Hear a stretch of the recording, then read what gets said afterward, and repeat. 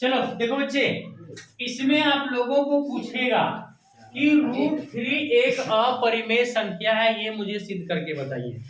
Actual में √3 जो है सो अपरिमेय संख्या ही है ना। इस तरह से √2 भी पूछ सकता है, √3, √5, √7, ये सब सारे क्या है? अपरिमेय संख्या है। क्या ये सब अपरिमेय संख्या? और इन सभी में से कोई एक क्वेश्चन जो है सो एक जरूर पूछेगा कि इसको सिद्ध करके बताइए कि यह एक अपरिमेय संख्या है। ठीक है, तो इन सबको सिद्ध कैसे करेंगे? सबका प्रोसेस एक ही जैसा है, ये सब जितना लिखना है सब एक ही जैसे लिखाएगा, बस डिजिट को हेरफेर करना है, समझ गए ना। तो यहाँ क्या हम लोगों को प्रूव करना है कि यह एक अपरिमेय संख्या है। कैसी संख्या? अपरिमेय। ठीक, तो अपरिमेय संख्या और परिमेय संख्या आखिर कहते किसे हैं? पहले ये चीज हम लोगों को जानना पड़ेगा। तो परिमेय संख्या क्या होता है? ये P/Q के रूप में होता है। Yes sir. परिमेय संख्या किस रूप में होता है? P/Q के रूप में, जहां पर Q is not equal to 0, मतलब नीचे 0 कभी नहीं रहेगा। अगर ये नीचे 0 रह गया तो ये अपरिमेय हो जाएगा, परिमेय ये नहीं होगा, है ना। ऊपर 0 रह सकता है लेकिन नीचे 0 कभी नहीं रहेगा। ठीक है, तो इसी तरह से हमें बताना है कि √3 जो है एक अपरिमेय संख्या है। माने अगर √3 को निकालेंगे अगर उसको रूट से बाहर, तो ये एक परफेक्ट वैल्यू नहीं आएगा। जिस तरह से √4 का अगर परफेक्ट वैल्यू निकालना चाहेंगे तो कितना आएगा? 2 आ जाएगा। √4 का वैल्यू कितना आएगा? 2। लेकिन √2 का परफेक्ट वैल्यू नहीं आएगा, √3 का नहीं आएगा, √5 का नहीं आएगा, √7 का नहीं आएगा। तो इसीलिए ये सब सारे क्या है? अपरिमेय संख्या है। तो ये हमें जो है सिद्ध करके बताना है। 16 का 4 आएगा। चलो, तो हम लोग अब करेंगे क्या, पहले ये जानो कि ये जो √3 दिया हुआ है जिसको अपरिमेय सिद्ध करना है, इसको हम लोग क्या करेंगे? परिमेय मान लेंगे। क्या मान लेंगे? परिमेय। और जो हम लोग माने हैं परिमेय, उसको क्या कर देना है? गलत साबित। क्या कर देना है? मतलब जो हम हैं वो गलत है, तो जो गलत अब हम हैं तो जो है वही सही है। तो यही चीज हम लोगों को इस क्वेश्चन में करना है कि जो हम लोग मानेंगे अपना मानने वाला बात को गलत साबित कर देना है, और जो है सो तो है ही, क्योंकि √3 जो है सो अपरिमेय ही है, लेकिन उसी को बोल दिया है कि सिद्ध करके बताइए, करना पड़ेगा।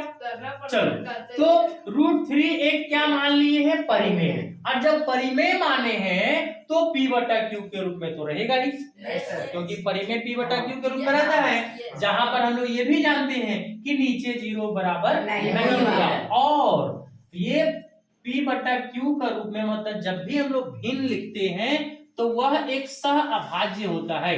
सह अभाज्य का मतलब हो गया कि वो किसी से नहीं कटेगा सिवाय एक, सिर्फ और सिर्फ एक से कटेगा नहीं, वो अभाज्य होता है, वो सह अभाज्य नहीं। सह अभाज्य मतलब दो ऐसी संख्याएं जो किसी से विभाजित नहीं होगी सिवाय एक का, है ना। तो ये क्या किसी से कट रहा है? कट रहा है किससे? एक से। किससे कटेगा? मतलब एक का पहाड़ा में 7 भी आएगा, एक का पहाड़ा में 9 भी आएगा। तो ऐसा संख्या जो सिर्फ एक से कटेगा उसे हम लोग क्या कहेंगे? सह अभाज्य। क्या कहेंगे? तो उसी तरह से यहाँ जो हम लोग लिखे हैं P/Q, वो क्या है? हमारा एक सह अभाज्य संख्या है। कौन सा संख्या है? सह अभाज्य, मतलब ये किसी से ना कटते के सिवाय एक का कटेगा। ठीक है, अब हम लोग क्या करेंगे? इतना पूरा को क्या करेंगे? वर्ग कर देंगे दोनों तरफ। वर्ग का मतलब स्क्वायर कर देंगे। क्या कर देंगे? तो √3 का स्क्वायर चढ़ा दिए और P/Q का भी क्या चढ़ा दिए? स्क्वायर। अब √3 का स्क्वायर कितना होता है? √3 का स्क्वायर होगा 3। √3 का स्क्वायर 3, क्योंकि स्क्वायर और रूट कट जाएगा तो बचेगा सिर्फ 3। उसी तरह से √5 का स्क्वायर 5, √7 का स्क्वायर 7। मतलब इस ये क्या होता है कि रूट और स्क्वायर क्या हो जाता है? कट जाता है, तो जो डिजिट बचेगा वही सिर्फ रहेगा। ठीक है, तो यहाँ तो क्या किए हैं? √3 का स्क्वायर 3 और P का स्क्वायर P², Q का स्क्वायर Q²। अब देखिए क्या किए, यहाँ ये गुना में, नहीं सॉरी भागा में, इसके साथ आएगा तो यहाँ के लिए क्या बचेगा? P² बराबर बचेगा हमारा 3Q²। इसको हम लोग समीकरण 1 मान लेंगे, इसका काम आएगा आगे। क्या काम आएगा मैं बताऊंगा। ठीक है, यहाँ 3 है गुणा में, उसके साथ जाएगा तो भागा में। तो भागा में जैसे ही गया तो ये क्या हो गया, भागा में गया मतलब ये कटेगा। हाँ, जैसे मान लो 10/2 है तो 2 का पारा में 10 कटेगा, नहीं ना है जी। तो उसी तरह से जैसे ही p के नीचे बैठा मतलब p स्क्वायर 3 से क्या होगा, कटेगा। जब p स्क्वायर कटेगा माने p भी कटेगा। हाँ, जब p स्क्वायर कट रहा है 3 से तो अगर स्क्वायर नहीं भी रहेगा तब भी वो क्या होगा, 3 से कटेगा। यहाँ तक याद रखना कि p स्क्वायर जो है सो किससे कट रहा है, 3 से। किससे कट रहा है, 3 से। उसके बाद जरा सा थोड़ा सा स्टेप और बढ़ते हम लोग, फिर से मानेंगे p बराबर 3r। क्या मानेंगे, 3r मानेंगे। और इसमें क्या है, p और 3r दोनों तरफ फिर से वर्ग करेंगे जैसा हम लोग इधर किए। ठीक है, p का स्क्वायर होगा 3r का स्क्वायर होगा, p स्क्वायर का p स्क्वायर होगा, 3 का 9 और r का r स्क्वायर। अब जरा देखो कि यहाँ p स्क्वायर बराबर क्या आया, 9r स्क्वायर आया। और यहाँ p स्क्वायर बराबर क्या आया था, 3q स्क्वायर। माने ई वाला और ई वाला इक्वल है। सर एक बात तो पूछे, हाँ, वो अब 9 कैसे लिखते हैं अगर आप 3 को 3 का स्क्वायर, हाँ, तो फिर वो r स्क्वायर कैसे चढ़ा दें यार, फिर r का स्क्वायर r स्क्वायर, 3r गुना अच्छा ब्रैकेट में इसीलिए ना, ये स्क्वायर मतलब दोनों का ना है, इसलिए दोनों का स्क्वायर निकालेंगे। अब देखो यहाँ p स्क्वायर यहाँ p स्क्वायर दोनों एक बराबर है, माने ये वाला और ये वाला भी क्या होगा, बराबर होगा।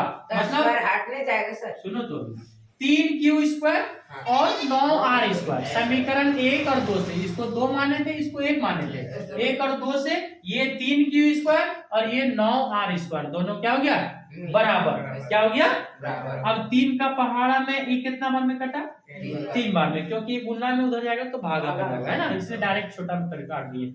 यहाँ क्या हो गया, q स्क्वायर बराबर 3r स्क्वायर। क्या हो गया ये 3r स्क्वायर। अब देखो ये 3 गुणा में इसके साथ आएगा तो भागा में जाएगा, माने कि बट्टा में आया मतलब भागा में आया। तो q स्क्वायर किससे कट रहा है, 3 से, माने q स्क्वायर 3 से विभाज्य है। और जब q स्क्वायर 3 से विभाज्य है तो q भी जो है सो 3 से विभाज्य होगा। जैसे यहाँ हुआ था, जैसे p स्क्वायर 3 से कट रहा है तो p भी 3 से कटेगा, वैसे q स्क्वायर 3 से कट रहा है तो q भी 3 से कटेगा। लेकिन हम लोग यहाँ माने थे कि p और q किसी से नहीं कटेगा सिवाय एक का। क्या माने थे हम लोग कि p और q दोनों किसी से नहीं कटेगा सिवाय एक का। लेकिन जब हम लोग परिमेय मान लिए तो ये 3 से भी कट रहा है p और q भी कट रहा है 3 से। माने जो हम लोग माने थे कि 1 से कट रहा है वो 1 के अलावे 3 से भी कटने लग गया, है ना। तो जब 3 से भी कटने लग गया तो हम लोग जो माने थे वो गलत क्या मान लिए थे हम लोग, गलत। तो इसलिए हम लोग लिख दिए कि p तथा q दोनों जो है सो 3 से विभाज्य है। जो मेरा मानना क्या है, विरोधाभास, मतलब जो माने तो उसको क्या कर रहा है, अड़चन डाल रहा है कि जो एक माने थे 1 कट रहा है सिर्फ, वो 3 भी कट रहा है।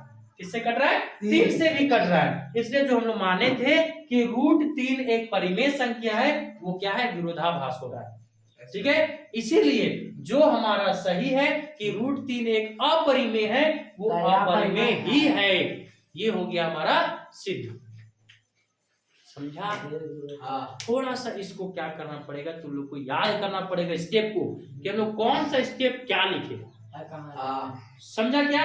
तो तुम लोग याद मतलब रटना नहीं है, तुम लोग इसको एक बार समझो, देखो एक बार, और एक बार बिना देखे बनाने का प्रयास करो, नहीं बनेगा।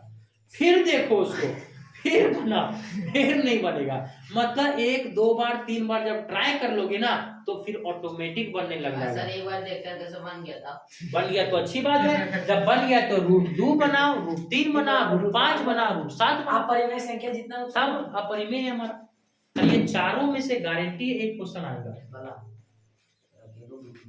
तो एक क्वेश्चन सीखो और 4 क्वेश्चन बनाओ।